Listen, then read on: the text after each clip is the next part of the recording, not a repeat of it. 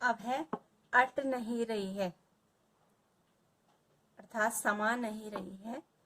अट नहीं रही है, आभा फागुन की तन सट नहीं रही है। कहीं सांस लेते हो, घर घर भर देते हो। उड़ने को नम में तुम पर कर देते हो। आंख हटाता हूं तो हट नहीं रही है। पत्तों से लदी डाल, कहीं हरी कहीं लाल। कहीं पड़ी है उर में मंद गंध पुष्पमाल। पाट पाट शोभा श्री पट नहीं रही है। कवि सूर्यकांत त्रिपाठी निराला जी कहते हैं कि फागुन की ऋतु का वर्णन करते हुए निराला जी कहते हैं कि प्रकृति में फागुन की सुंदरता समा नहीं रही है, इसलिए वह प्रकृति के कण कण से फूट रही है।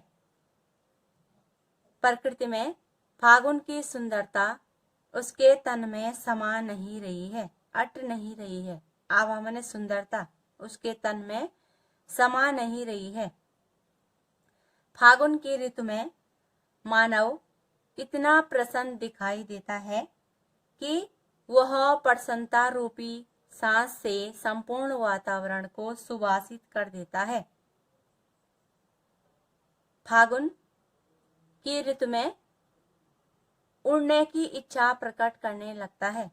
जो मनुष्य है वह फागुन की ऋतु में पर कर देते हो। उड़ने को नम में तुम। जो मानव है वह फागुन की ऋतु में उड़ने की इच्छा प्रकट करने लगता है। कवि कहते हैं कि फागुन की ऋतु में इतनी सुंदर शोभा व्याप्त है कि आंखें बार बार उसे ही निहारने के लिए उत्सुक है। आंख हटाता हूं तो हट नहीं रही है, अर्थात फागुन की ऋतु की शोभा इतनी सुंदर है कि आंखें बार बार उसे ही निहारने के लिए उत्सुक है, तैयार है। और पत्तों से लदी डाल, कहीं हरी कहीं लाल, तथा वृक्षों की डालियों पर पत्ते लदे हुए हैं और इस प्रकार प्रतीत हो रहे हैं कि इनका रंग कहीं हरा और कहीं लाल है, कहीं हरी कहीं लाल। उनका रंग कहीं हरा और कहीं लाल है, जैसे कि किसी के गले में मंद गंध पुष्पमाल, किसी के गले में मादक गंध वाली फूलों की माला पड़ी हुई है। पाट पाट शोभाश्री पट नहीं रही है।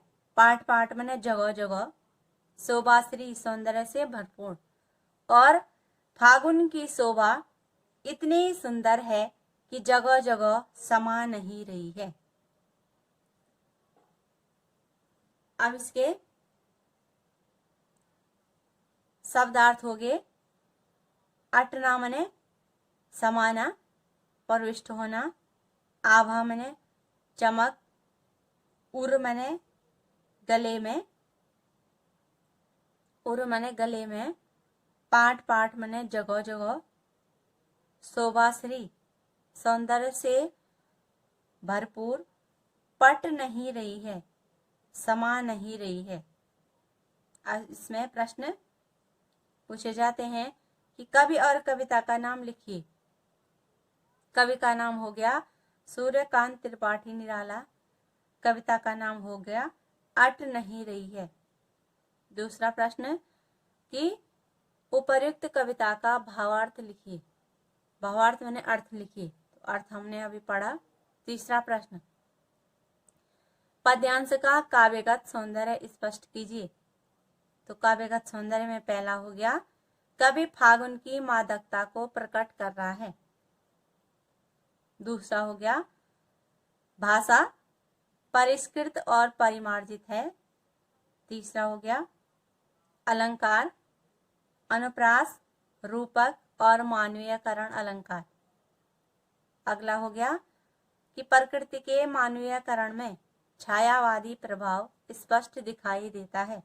प्रकृति का जो मानव स्वरूप है उसको कवि ने इसमें प्रस्तुत किया है। अगला प्रश्न हो गया, कविता का मुख्य विषय क्या है? तो कविता का मुख्य विषय फागुन मास में व्याप्त वसंत का प्राकृतिक सौंदर्य है। अगला प्रश्न, कविता में कवि किसके सांस लेने की बात कर रहा है? कहीं सांस लेते हो। तो प्रस्तुत कविता में कवि किसके सांस लेने की बात कर रहा है? तो कविता में कवि ने प्रकृति का मानवीयकरण कर दिया है, उसको मनुष्य मान करके उसका वर्णन किया है।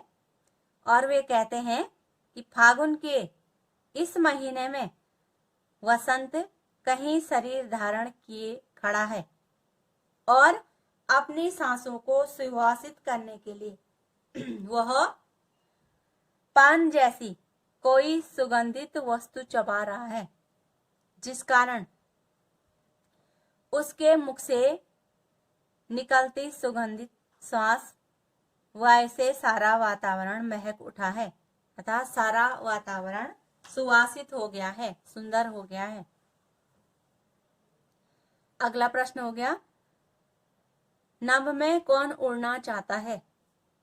तो फागुन में मदमस्त बना देने वाली वसंती वातावरण से उल्लासित कवि सहित संपूर्ण जो मानव समाज है वह नभ में उड़ना चाहता है। उड़ने को नभ में तुम, जो संपूर्ण मानव समाज है वह भी कवि के साथ आसमान में उड़ना चाहता है। अगला प्रश्न, पुष्पमाल किसके उर में पड़ी है और उसकी विशेषता कैसी है? तो पुष्प का रूप धारण किए हुए बसंत या फागुन के उर में, उसके गले में पुष्पमाला पड़ी है। मंदगंध पुष्पमाल, उसके गले में पुष्पमाला पड़ी है और वह पुष्पमाला सुगंधित गंध मंदगंध पुष्पमाल सुगंधित फूलों से निर्मित है, जिससे सारा वातावरण सुवासित हो रहा है।